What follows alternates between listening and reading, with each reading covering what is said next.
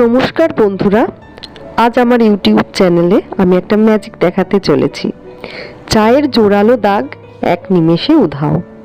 কেমন করে দেখুন তাহলে।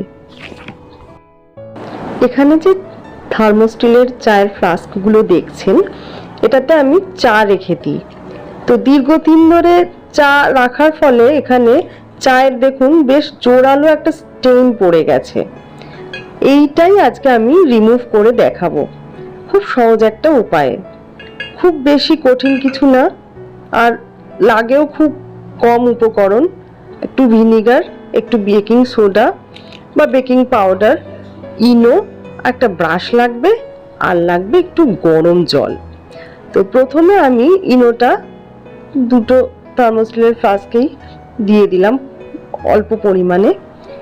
এরপর দিয়ে দেবো একটু বেকিং পাউডার, আর ভিনিগারটাও দিয়ে দেবো খুব অল্প পরিমাণে। আমার কাছে যদিও খুব কম ভিনিগারই রয়েছে, তো সেইটুকু ভিনিগার দিয়ে দিলাম।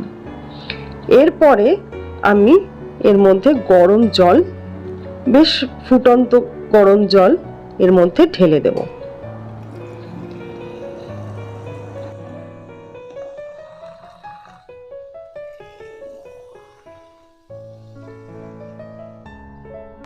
গরম জল দেওয়ার সাথে সাথেই দেখুন চায়ের মোটা দাগের যে একটা আস্তরণ ছিল সেটা কিন্তু আস্তে আস্তে বেরিয়ে আসছে, ওপরে ভাসতে শুরু করে দিয়েছে। এরপর একটু হালকা হাতে ব্রাশ দিয়ে একটু ঘষে নিলেই একেবারে পরিষ্কার হয়ে যাবে।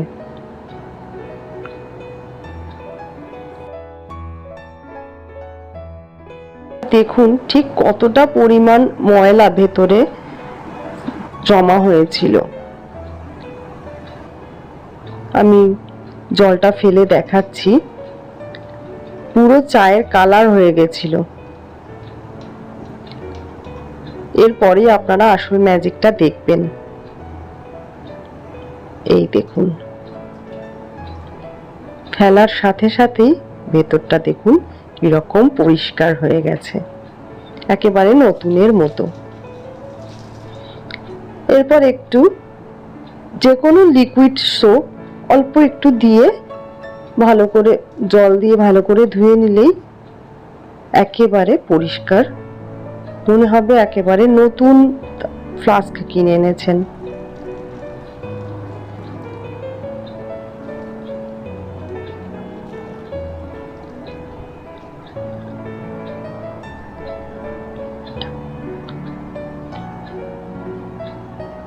এই হলো আমার একটা ছোট্ট টিপস।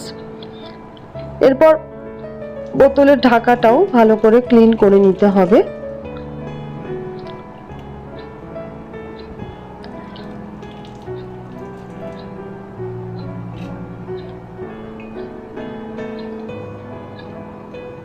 যদি ভিডিওটি ভালো লেগে থাকে তাহলে অবশ্যই লাইক, শেয়ার ও সাবস্ক্রাইব করে দেবেন।